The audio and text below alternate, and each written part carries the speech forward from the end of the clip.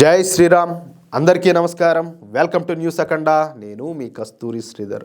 మిత్రులారా, మన హిందూ వ్యతిరేకులు కేంద్రంలో కావచ్చు, అలాగే కొన్ని రాష్ట్రాల్లో కావచ్చు, వాళ్ళు అధికారంలో ఉన్నప్పుడు కొన్ని దారుణమైన చట్టాలను అయితే తీసుకొచ్చారు. ఆ చట్టాల వల్ల మామూలు డ్యామేజ్ అయితే కాదు. ఈ న్యూస్ చూడండి ఒకసారి. సరే, అలాంటి చట్టాల విషయంలో మన యోగి ఆదిత్యనాథ్ గారు ఏం చేశారో కూడా ఈ న్యూస్ ద్వారా చెప్పే ప్రయత్నం చేస్తా. ఓకేనా? న్యూస్ మాత్రం అల్టిమేట్ నెక్స్ట్ లెవెల్లో ఉంటుంది. ఓకే, మనది భారతదేశం, సరే బాగానే ఉండాలి. సరే, ఇప్పుడు నేను చెప్పబోయే విషయం చాలా మందికి తెలియని కూడా తెలియకపోవచ్చు. మన దేశాన్ని భరతుడు అనేటటువంటి మహాచక్రవర్తి పరిపాలించాడు కాబట్టి ఆయన పేరు మీద మన దేశానికి భారతదేశం అన్న పేరు అయితే వచ్చింది. ఇది నాకున్న పరిజ్ఞానం మేరకు నేను చెప్తున్నా. ఇంకా కారణాలు చాలానే ఉండొచ్చు. నాకు తెలిసిన మేరకు ఏదో కొన్ని ఎగ్జాంపుల్స్ చెప్తున్నాను అనమాట. ఇక్కడ భరతుడు అంటే ఇప్పుడు శ్రీరాముల వారి సోదరుడు ఉన్నాడు కదా, ఆ భరతుడు కాదు. భరతుడు అంటే దుష్యంత మహారాజు అలాగే శకుంతలాదేవిల కుమారుడు అనమాట. వాళ్ళది భర్త వంశం. అందుకే మన దేశ వంశాన్ని కూడా భర్త వంశంగా చెప్తూ ఉంటారు. ఆ భరతుని యొక్క వారసులమే మనమంతా కూడా. అందుకు మనమంతా కూడా నిజంగా గర్వపడాలి, అవునా కాదా? కానీ కొంతమంది దౌర్భాగ్యులు మాత్రం ఈ ఎడారి మతాలకు డబ్బుల కోసమో, లేకపోతే అమాయకత్వంతోనో, లేకపోతే ఆశతోనో, లేకపోతే భయంతోనో లొంగిపోయి ఆ దిక్కుమాలినటువంటి ఎడారి మతాలను అయితే అనుసరిస్తారు. వాటిలో ఒకటేమో జిహాదీగాళ్ళను తయారు చేస్తూ ఉంటే, రెండోది వచ్చేసి మీరు సంపాదించిన దాంట్లో మాకు 10 వంతు మాకు దొబ్బు పెట్టండి అని చెప్పేసి ప్రచారం చేసుకునే మతం ఇంకొకటి అన్నమాట. సరే, ఆ దరిద్రాలు మనకైతే అనవసరం, మన సంగతి ఏదో మనం చూసుకుందాం అని చెప్పేసి అనుకుందాం, అంతేనా? సరే, కానీ వాళ్ళు ఏం చేస్తారు? మనమేమో అందరు దేవుళ్ళు సమానం, అన్ని మతాలు సమానం, లేకపోతే అన్ని మత గ్రంథాలు సమానం అని చెప్పేసి మనం లేని అతి మంచితనాన్ని మనం చేస్తున్నాము. వాళ్ళు ఏం చేస్తారు? మన ఇళ్ళలోకి వచ్చి మన వాళ్ళకు మాయ మాటలు చెప్పి మన వాళ్ళనే మతం మారుస్తారు. మన ఇంటి ఆడపడుచులను మోసం చేసి వాళ్ళను లవ్ జిహాదీలకు గురి చేస్తారు. మన అమ్మాయిలకు ఈ డ్రగ్స్ని అలవాటు చేసి వాళ్ళతో తమ కోరికలు తీర్చుకుంటున్నారు. ఎంత దారుణం, ఎంత దారుణం. మరి ఇలాంటి లుచ్చాన లఫంగాళ్ళ గురించి మనం ఆలోచించకుండా ఎట్టుంటాము అంటాలే. మన జాగ్రత్తలో మనం ఉండాలి కదా, అంతేనా కాదా?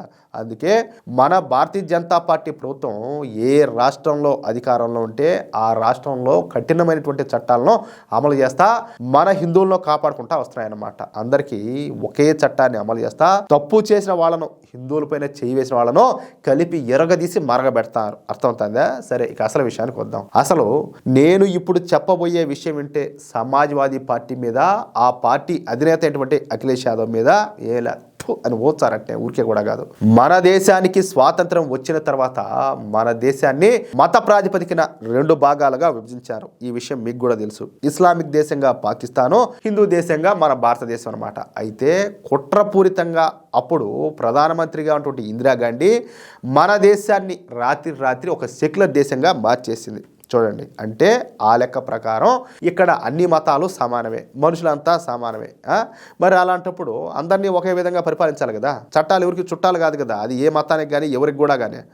అందరూ ఒకటే అనుకున్నప్పుడు అందరూ ఒకటిగానే ఉండాలి. కానీ ఇక్కడ పరిస్థితి చూస్తే అట్లేదే రియాలిటీ అయితే. కానీ ఈ అఖిలేష్ యాదవ్ మాత్రం అందుకు విరుద్ధంగా పరిపాలన అయితే సాగించాడు.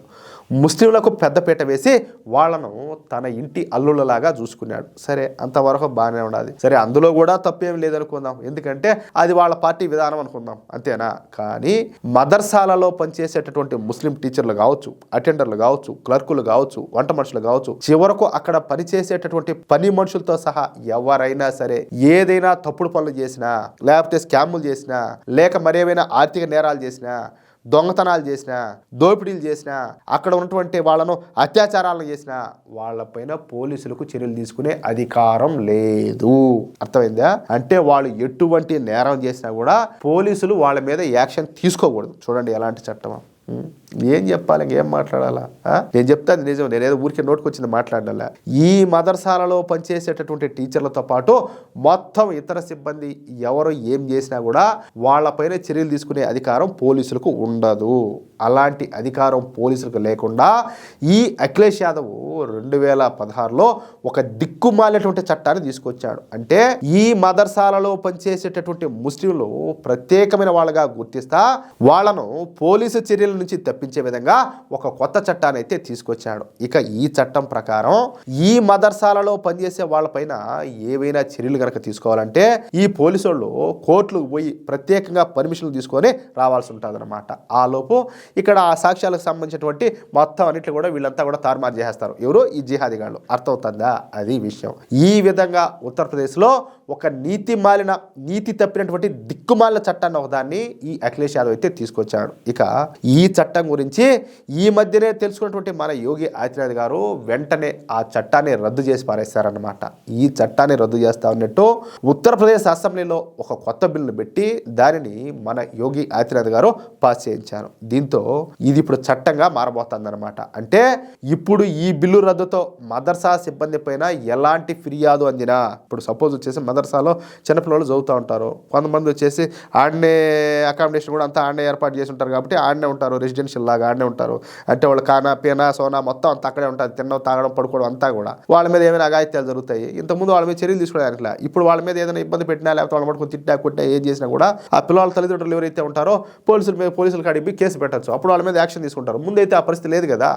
అయితే మన యోగి ఆదిత్యనాథ్ గారి ప్రభుత్వం ఈ నిర్ణయాన్ని చట్టానికి ఎవరు అతీతం కాదు అనేటటువంటి సూత్రంతో ఈ కొత్త బిల్లు అయితే తీసుకొచ్చింది. ఇక ఈ కొత్త చట్టం ద్వారా ఈ మార్పు అయితే మదర్సాలలో పారదర్శకత అలాగే జవాబుదారీతనాన్ని పెంచుతుందని చెప్పేసి యోగి ప్రభుత్వం అభిప్రాయపడుతుంది. వాస్తవే కదా. ఇది మదర్సా విద్యా వ్యవస్థలో జరిగేటటువంటి అక్రమాలను అరికట్టడానికి అలాగే దొంగ పనులు చేసేటటువంటి దొంగ వెధవల తాట తీయడానికి, రెచ్చగొట్టే ప్రసంగాలు చేసేటటువంటి జిహాదీల తోలు తీయడానికి ఈ కొత్త చట్టం అయితే సహాయపడుతుందని చెప్పేసి మన యోగి ఆదిత్యనాథ్ గారు విస్పష్టంగా తెలియజేశారనమాట. అది విషయం. చూడండి, సూడో సెక్యులర్ చేతికి అధికారాన్ని అంటగట్టినామంటే ఇట్లాంటి దారుణాలు ఎన్నో జరుగుతాయి. మన టైం బాగుండి అప్పుడు పైన మోడీ ప్రభుత్వం వచ్చింది, కానీ ఈ కాంగ్రెస్ ప్రభుత్వం కనుక వచ్చింటే ఇలాంటి చట్టాలు ఎన్ని తీసుకొచ్చిండో మన బతుకలు ఏం చేసిండో. అది విషయం. అయితే మిత్రులారా, ఈ న్యూస్ కనుక మీకు నచ్చినట్లయితే ఖచ్చితంగా ఈ న్యూస్ నలుగురికి షేర్ చేయండి. అలాగే ప్రతి ఒక్కరూ కూడా మీ యొక్క అమూల్యమైనటువంటి అభిప్రాయాలను కామెంట్ రూపంలో తెలియజేయండి. ఇంకో విషయం ఏంటంటే, ఇంతవరకు మీరు కనుక మన ఛానల్ను సబ్స్క్రైబ్ చేసుకున్నట్లయితే ప్రతి ఒక్కరు కూడా మన ఛానల్ను సబ్స్క్రైబ్ చేసుకోండి, సపోర్ట్ చేయండి ప్లీజ్. జై శ్రీరామ్, జై హింద్.